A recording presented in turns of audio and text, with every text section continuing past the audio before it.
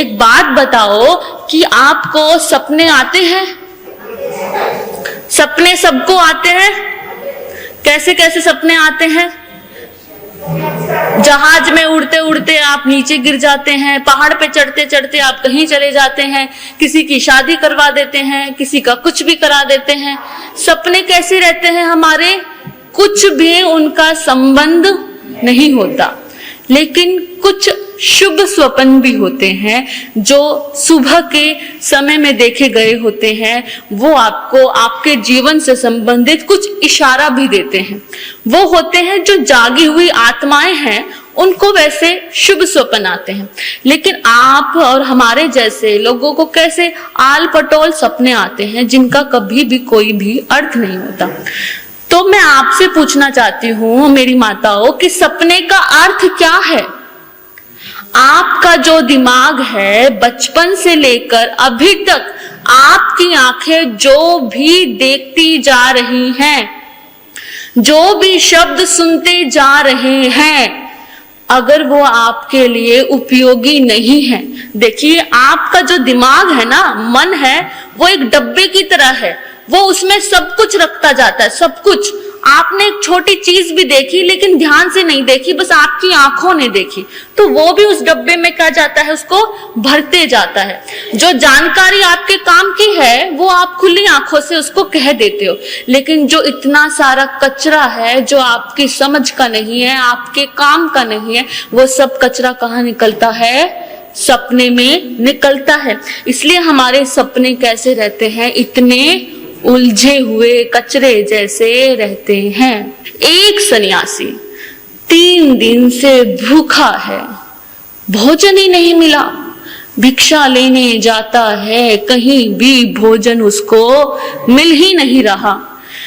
भूख से बड़ी बेचैनी हो रही है, भूख से बहुत बुरा हाल हो रहा है, लेकिन कहीं भी कुछ भी खाने को मिल उसको नहीं रहा।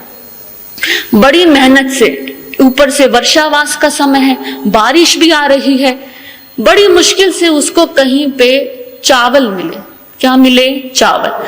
जी कच्चे चावल मिले। उसको पकाने के लिए वो जंगल में आया। जंगल में आ रही है वर्षा, तो लकड़ियां भी कैसी हैं? गीली है।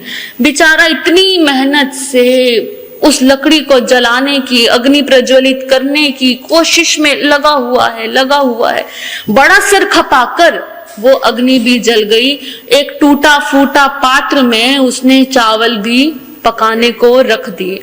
अब इतनी भूख लगी हुई है कि वो चावल चाहे पके हो या ना पके हो, भूख कह रही है कि उतार ले और खा ले, उतार ले और खा ले। थोड़ा सा सब्र कर कर जब थोड़े से चावल पक गए, अध पके चावलों को उसने एक पत्ते पे ठंडा करने के लिए क्या कर दिया? फैला दिया। अब भूख इतनी तेज लगी है, मन कर रहा है कि जल्दी से इन चावलों को खा लूं। इंतजार कर ही रहा है सन्यासी, भूख से पीड़ित है। तभी वहां से भागता हुआ एक सांड आता है। क्या आता है? सांड इतनी तेजी में आता है कि वो रखे हुए चावल मिट्टी में मिल जाते हैं। अब आप सोचो कि आपकी इतनी मेहनत की चीज, जिसके लिए आप दिन रात तप रहे हो, जल रहे हो, वो आपके सामने ही है, आप उसका सुख लेने ही जा रहे हो और वो उसी वक्त क्या हो जाए? बर्बाद हो जाए। तो ऐसा ही हुआ उस सन्यासी के साथ। वो चावल वो खाने जा रहा था, गरम गरम भी खा लेता, लेकिन उसी क्षण क्या हुआ? सांड ने आकर सारे चावल बर्बाद कर दिए। तो इतनी जोर से रोया सन्यासी, इतनी जोर से रोया कि इतनी मेहनत से मुझे ये चावल मिले, खाने वाला था, मिट्टी में मिल गए, अब क्या करूं? सुबक कर हाय नियति, हाय भाग्य, ये सब क्या किया? ये कैसे मिल गए? सुबक कर रो रहा है। आंसू पोंछने के लिए हाथ जैसे ही आंखों पर गया, आंख खुली, देखा ओह ये तो शैया मलमली है, चारों तरफ राजमहल है। ओह ये तो स्वप्न था, ऐसा सपना कि कुछ समझ ही नहीं आ रहा था कि क्या है स्वप्न। आंखें भी भीगी हैं, कपड़े भी गीले हैं, बेचैनी लगी हुई है। उठकर रात्रि को पानी पिया और करवट बदलते हुए रात्रि को काटा। कौन थे वो जिनको ये स्वप्न आया? वो थे राजा जनक। कौन थे वो? राजा जनक। ऐसा स्वप्न देखकर अगर कोई आम इंसान होता तो उसको बुरे सपने का नाम देकर छोड़ देता, लेकिन वो थे राजा जनक। राजा जनक बहुत सारे हुए।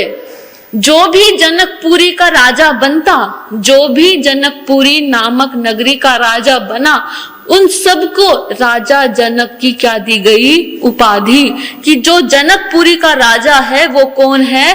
राजा जनक। अब चाहे उनका नाम कुछ भी हो, और वो विश्व में किस नाम से विख्यात हुए? सभी राजा जनक। और इतनी पावन भूमि है जनकपुरी, ऐसी प्यारी त्याग की भूमि है जनकपुरी कि जितने भी राजा जनक हुए उस भूमि में सभी विदेही हुए। सभी विदेही।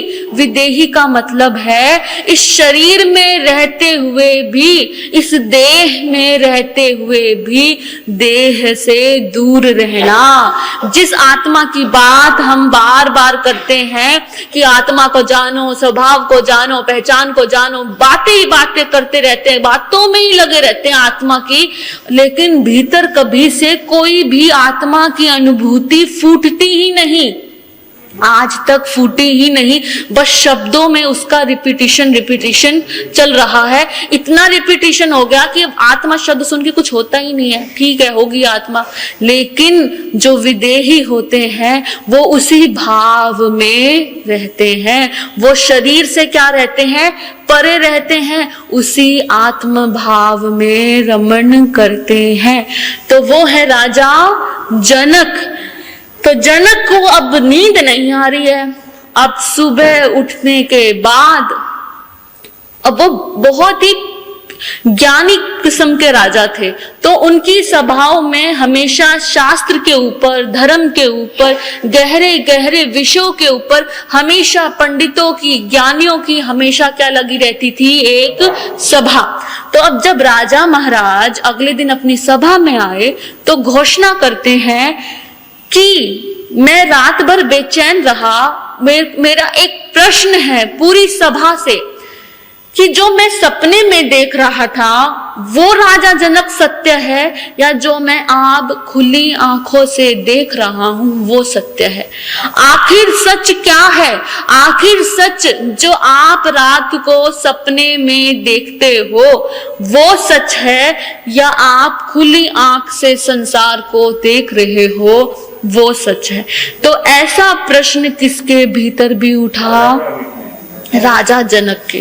घोषणा कर दी कि जो इस प्रश्न को बताएगा और मुझे संतुष्टि दिला देगा उसको 100 गायें दी जाएगी, और जिनके सिंगों पर क्या मंडा होगा? सोना। ऐसी 100 गायें दान में दी जाएगी जिसके सिर पर क्या मंडा होगा? सोना। लाइन लगी हुई है, बहुत सारे पंडित आ रहे हैं, बहुत सारे ज्ञानी आ रहे हैं, सभी आ रहे हैं और सब बता रहे हैं कि राजा सपना तो कुछ नहीं होता, यही सच है। कोई कह रहा है सपना ही सच है, कोई कुछ कह रहा है, कोई कुछ कह रहा है। राजा उदास बैठे हैं। राजा जनक क्या बैठे हैं? उदास। उन्हें किसी की भी बात मन को भा ही नहीं रही। अब उस सभा में, ऐसे ही जैसे ये सभा है, उस सभा में एक ऐसा बालक 12 वर्ष का उस सभा में प्रवेश करता है जिसका शरीर क्या है? 8 जगह से क्या है? टेढ़ा है। क्या है? 8 जगह से टेढ़ा। 8 जगह से टेढ़ा होने के कारण उसका नाम पड़ा अष्टवक्र। वक्र मतलब टेढ़ा, अष्ट मतलब 8 जगह से। जो 8 जगह से टेढ़े हैं, अष्टवक्र, वो सभा में क्या करते हैं? प्रवेश करते हैं। अष्टवक्र की एक कहानी है, एक कथा है कि वो 8 जगह से टेढ़े कैसे हो गए। उनके पिता कोहाल ऋषि बहुत बड़े वेदों के ज्ञाता थे, बहुत बड़े पंडित थे। जब वो पंडित थे, जो जैसे ही शास्त्र का पढ़ाई करते थे, अध्ययन करते थे, तो जो गर्भ में बालक था, जैसे ही उनका पिता किसी गाथा का गलत विवेचन करते, गलत समझते, वो बालक शरीर गर्भ में अपने आप को संकुचा लेता। जैसे ही वो बालक पेट में ही इतना ज्ञानी बालक है कि जिसका पिता इतने वर्षों से ज्ञानी है, उसकी भी गलती उनको क्या आ जाती थी, समझ आ जाती थी कि इसका अर्थ ऐसा ऐसा नहीं होना। जब भी वो ज्ञान की गलत व्याख्या सुनता, बालक पेट में अपने शरीर को क्या कर लेता, कुसमुसा लेता। ऐसा गर्भ अवस्था में 8 बार हुआ। इसलिए जब वो पैदा हुए तो 8 जगह से टेढ़े हुए, इसलिए उनका नाम क्या पड़ा, अष्टावक्र। अब सभा में अष्टावक्र आ रहे हैं, एक छोटा सा बालक 8 जगह से टेढ़ा, पंडित बैठे हैं, ब्राह्मण बैठे हैं, बड़े बड़े ज्ञानी बैठे हैं, जो अपने आप को किसी से कम नहीं समझते, जिनका ज्ञान आसमान छू रहा है। और वो 8 जगह से बालक आकर हाथ जोड़कर कहता है, राजन, तुम्हारे प्रश्न का जवाब मेरे पास है। अब आप देखो भाई, आपकी बहुत बड़ी किट्टी पार्टी चल रही है और एक फटी चरण औरत जिसके कपड़े फटे हैं, और वो आके कहे मैं भी किट्टी पार्टी खेलूंगी, तो सारी औरतें खिलखिला के हंसने लग जाएंगी। और ऐसे ही आपकी सभा में हो, आपकी बहुत बड़ी डील चल रही है, बहुत बड़े व्यापारी है, एक सामान्य से सामान्य गरीब व्यक्ति आकर कहे मैं भी ये डील करना चाहता हूं, तो सब खिलखिलाकर ये औकात तो देख ले अपने भाई, तुम करोगे। ऐसा ही उसी सभा में हुआ। जैसे ही अष्टावक्र अंदर आए, सारी सभा जन जोर जोर से हंसने लग गई। हा हा, तू बताएगा, तेरा शरीर तो देख 8 जगह से टेढ़ा है, तुझे कुछ ज्ञान भी हो सकता है। हम यहाँ ज्ञानी महाज्ञानी बैठे हैं, हमें अभी तक प्रश्न का जवाब नहीं मिल रहा, तू 8 जगह से टेढ़ा बालक अष्टवक्र, तू इस सभा को, तेरी हिम्मत भी कैसे हुई राजा के सामने आकर ये बात कहने की भी। वो जोर से हंसे और उनकी जोर से खिलखिलाहट सुनकर अष्टावक्र और जोर से हंसे, और जोर से हंसे, इतनी जोर से हंसे जैसे ये सभा अभी शांत है, वैसे ही वो सभा भी शांत हो गई। उसकी इतनी जोर की अट्टहास सुनकर राजा जनक के पैरों तले जमीन खिसक गई। वो कहने लगे कि मैं, सभा हंसती है, पता चला कि तेरे रूप पे, तेरे रंग पर हंसती है, लेकिन तू किस लिए हंसता है, तू किस लिए हंसा? तो अष्टावक्र बोले, मैं तो सोच कर आया था, मैं तो सुन कर आया था कि ज्ञानी की सभा है, महाज्ञानियों की सभा है, ये तो चरमकारों की सभा है। चरमकार कौन होता है? जो चमड़ी का काम करते हैं। हम चाहे किसी भी कुल में पैदा हुए हो, जैन हो, ब्राह्मण हो, अपने आप को उच्च जाति का स्टैंप लगा रहे हो, लेकिन जब तक आपकी मेरी दृष्टि चमड़ी पर है, ये शरीर कैसा बना है, काला है, गोरा है, लंबा है, छोटा है, गरीब है, अमीर है, हम सब कौन है? चरमकार हैं। भगवान कहते हैं कर्म से आप बनते हो।